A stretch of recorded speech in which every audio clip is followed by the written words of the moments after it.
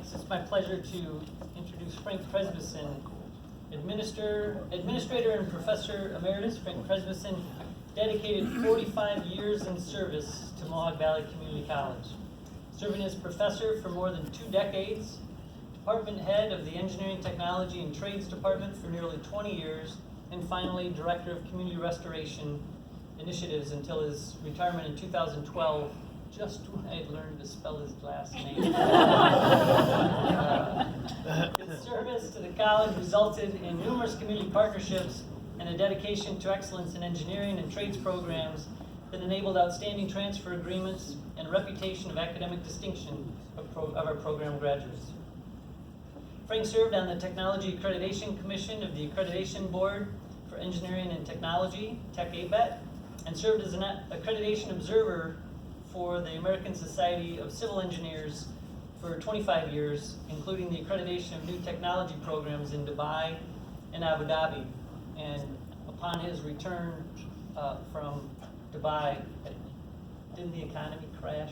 Like, he came back and he's like, I don't think it wasn't me, but the headline was Dubai was going in the tank, and Frank had just been there. It was like out of nowhere. So he was trying to, it wasn't me, I had nothing to do with it. Frank was a visionary who consistently went above and beyond in his efforts to support and grow the college's impact.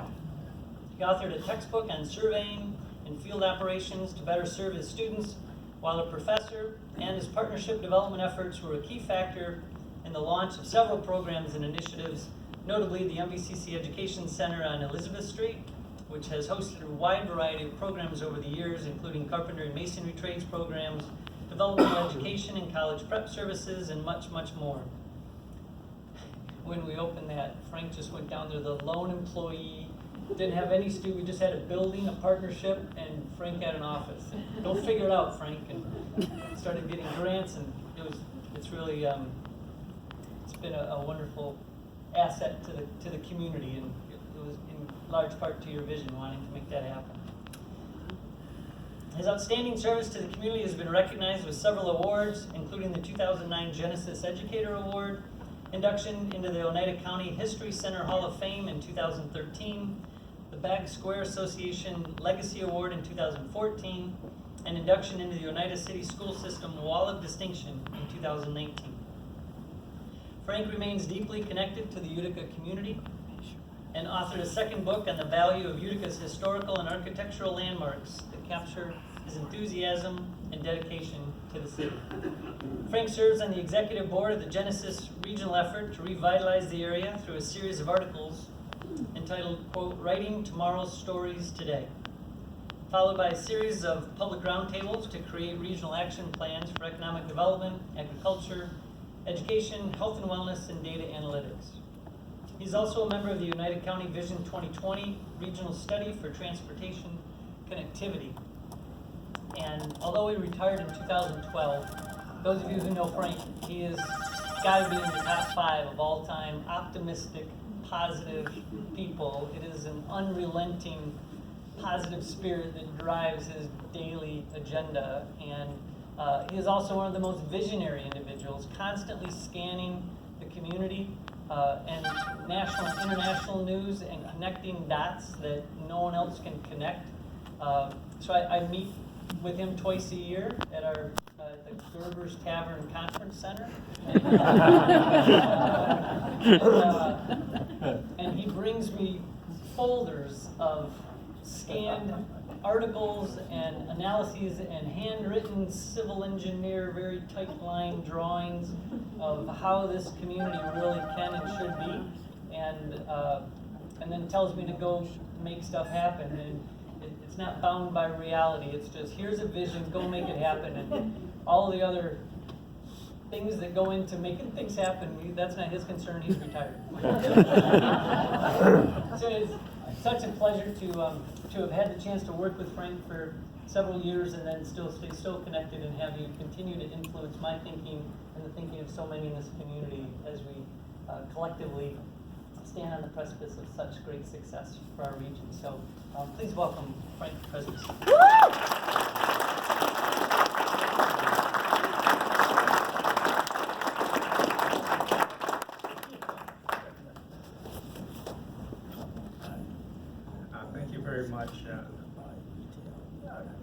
Gerbers, we have tea.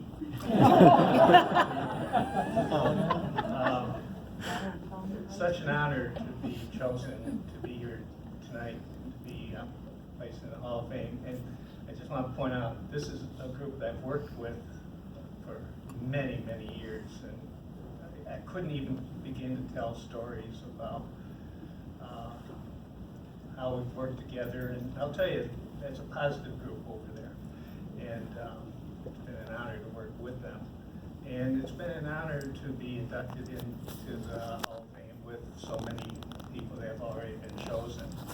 I'd love to list all the people that have helped me along the way, but over 51 years of working here, it's everybody. This is just the greatest place to have worked. I can't think of stories where people were negative. It might have been negative for one sentence, but really everybody was really pulling for our community all the way along. I wanted to paint a picture of 1967. That's the year I came here. And I didn't know, I just came out of a dissertation of my master's thesis up in Potsdam at Clarkson. And I got done on a Thursday, and I had to start teaching on a Tuesday, so I didn't have too much of a break there. And came on campus, and I didn't, at the time it looked like a very well-established campus, but it was only 7 years old, because it had started in 1960 here. But the campus, when I started, was one major building, the academic building. Everything was in that building.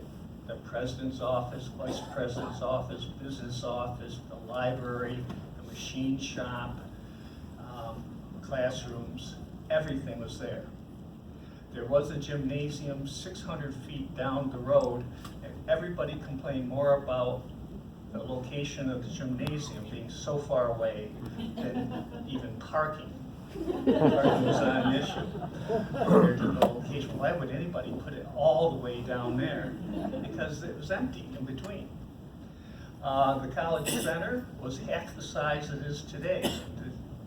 Just to show you that I've seen it grow. To this day, the back end of the College Center is brand new. The back wall of the College Center is halfway through the building. And every time I walk through there, I kind of still see it as the back wall. The gymnasium was a very small gymnasium and had later 2 wings added on, one on each side, and then of course what you see today was then added. But the first time you walked into the gym, it had no lobby. When you opened the doors to go into the gym, that was the basketball court. So wet feet, everything was there. And to this day, it has had 3 different lobbies. And you go through there, and the columns you see in the middle of the lobby now were once the outside columns. So it's amazing to see things grow. In '72, this building, not this building, but the Payne Hall was built. And that started separating the buildings. The libraries moved over, the business office, the president's office, things like that. The academic building became more of an academic building. But then we added, as I said, dormitories. We've added the size of the College Center. We added the ST building, and of course this building, and the fantastic field house addition over there. 50 years later, we're still serving the community, and with energy and vision. It's really great to have seen and been part of this. The people that were here at the beginning, we just lost one this last week, Lou White passed away, and he was one of the early founders of it. I was looking for one story, I served under Al Payne for 1 year. His last year was my first year, so the first president of FECC I got to know. And he was really dedicated to making this a first-class technical college, and then expanding it to other, the two big programs at the time were technology and art. The art program was really fantastic here when they joined. But I wanted to share one story with you that Al said to me. They had just had to go through accreditation. I don't know if they called it middle states back then, but it was what the equivalent of middle states. And one of the criteria was your library had to have X number of books as a minimum. And we didn't have it. So we didn't have enough books. So he goes down to the business office and said, draft a check. He sends one of the deans down to Grant's bookstore, if anybody remembers that, on Tennessee Street, and said, you've got to buy 8,000 books. And they bought them. And we passed accreditation. I'm not sure if we have to put them in alphabetical order or not, but they're there. So, you know, it's kind of fun to see how serious a community college can be, but still, it's nice to enjoy that there are those very intimate moments where you'll never forget them. The other one, before I start my message, as I was sitting over there, I've got to share this with you because there's a lot of stories with these guys over here, but the one that I thought with a limited time was with Bob Decker. It was 1999, and it's like 5:30 at night.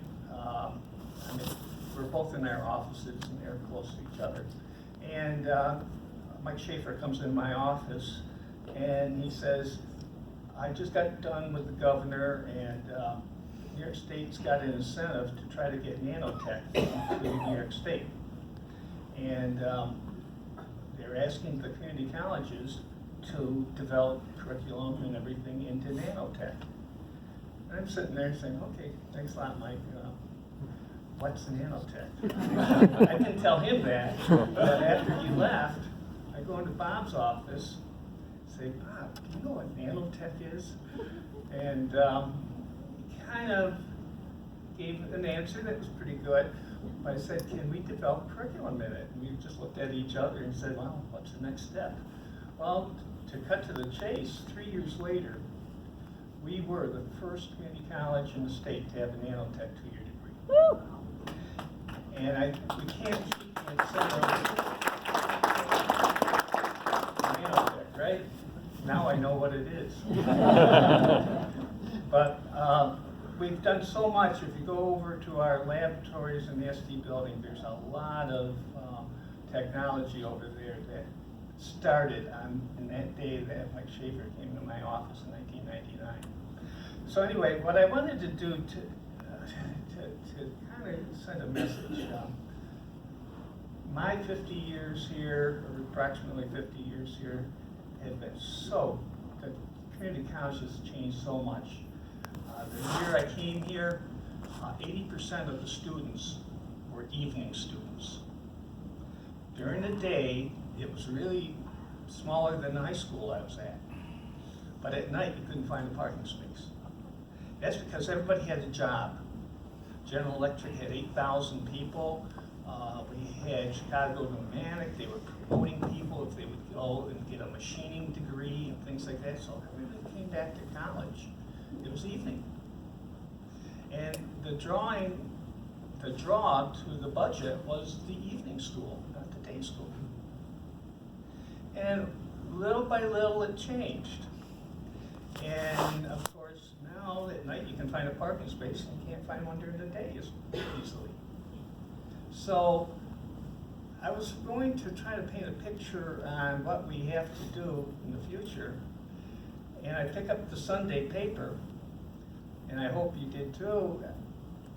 One of the best editorials I've seen written in a long time was written by our president on Sunday's paper on the vision of what's next for our community. Points out very clearly that we're going to have $2 billion of instruction. It's going to redefine what kind of jobs and skill sets we will need to continue growing. Not just to watch the $2 billion stop there, but how do we keep it growing? And he points out that almost everybody has to search for continuing education and doing things and learning things to create jobs, and jobs that don't even exist today will be in the Utica, Mohawk Valley area in the future. We potentially have the chance of being one of the greatest regions of growth in the United States. It's up to us to make that happen. And what I want to do here tonight is kind of paint a picture of the community college based on Randy's editorial. And if you have a chance, please read that. He nailed it. And I didn't say that because it was free beer tonight. He really did. And the vision of not only what the educational facilities have to do, but what we as individuals have to do to make things happen. The point that I've been thinking about is how do we keep the momentum going? And what are our strengths and what are our weaknesses? What are our shortfalls? And we do have one major one, and it's advanced degrees. In the Mohawk Valley, back when Dean Larson was here, I worked with him on finding out what kind of degrees we had in the Mohawk Valley. We went from Casanova College over to Fulton Montgomery and up to the North Country and down to Broome. And we tried to look at what kind of educational degrees we had. And what we came up with is we've got a fantastic selection of certificates and 2-year degrees. But when we get into 4-year degrees, we are lacking some areas. And we really kind of fall down in the master's and doctorate programs in the Mohawk Valley. So we have to build our resources up that way to attract high-tech jobs here and where workforces can continue to get workforce development. And what I'd like to see done is we network. We have started this at MVCC to network with 4-year schools and other schools outside the area to where our students could transfer from here to their programs. And in some cases, they can stay on this campus, get a 4-year degree from another college. It's a good beginning. But when it gets into like biotech, and biotech is the next big area, it has 10 times the amount of jobs that nanotech will have. It's health related, it's miniaturization, but in the health area, mental illness, and all sorts of health. We're really shortfall in that area, and we can't ask our existing colleges with limited resources to fill that gap all by itself. The answer is we have to get other colleges here, universities. Giving a point of Clarkson, since I went there and am aware of what they're doing. Clarkson is up in Potsdam. It's kind of nowhere. I mean, you can go up there and forget you're still part of the United States. But it's an exciting, nice place. But they are now located in Schenectady, Mid-Hudson area, and they're on Pier 17 in Manhattan. Cornell has one of their big campuses on the southern point of Roosevelt Island, East River. Fantastic campus. So we've got to attract other industry, other educational facilities, nationwide and worldwide, to come to the Mohawk Valley with degrees. And I'm painting a picture and a challenge to everybody. Randy took care of one for me, individual one, workplace development and just keeping up with what's happening. And the other one is for the educational facilities to work on kind of a networking to bring the right degrees availability into the Mohawk Valley. And I've been talking to some groups on this a little bit, and I think the Griffith Institute will be one of the major players here. They could actually be the umbrella for all this, working with local colleges, but also working with local colleges to bring in technologies that are just too expensive for any one institution to have. And I think why I mentioned that tonight is because I wanted to paint a picture. I saw the first literally 50 years or 60 years of this community college. I think I've been here 80% of its existence time. It's kind of a lot. But the next 25 years will dwarf what the first 50 years were like. You're going to see economic development just explode, and it's going to leave a lot of people behind unless we get a whole new attitude on what continuing education is all about, and research and development, and biotech and nanotech. These can't be words anymore. They've got to be jobs and opportunities. We've got to get a whole new transit system in our downtown area. We've got to get a whole new feeling of our area. I'm predicting that people could prove that we have one of the most diverse regions in the world. Well, we can start out with diversity. We have 4 seasons here, and man, do we have winter. Now we got to cash in on winter. That's all you got to do. You're not going to wish it away. How can you make winter make you money? How can it make you jobs? How can it make you... So, again, so many areas are not diverse. Southern Texas isn't diverse. I'm not trying to point anything out, but they don't have kind of the opportunities we have here, 4-season climate. Just think of all the mountain ranges we have. We have more waterfalls per area than probably almost any place in the United States because we've got a lot of hills. But anyway, and we got people, and the people are diverse. And the challenge I have for everybody is let's make the next 25 years the greatest 25 years in MVCC's history. Again, thank you very much.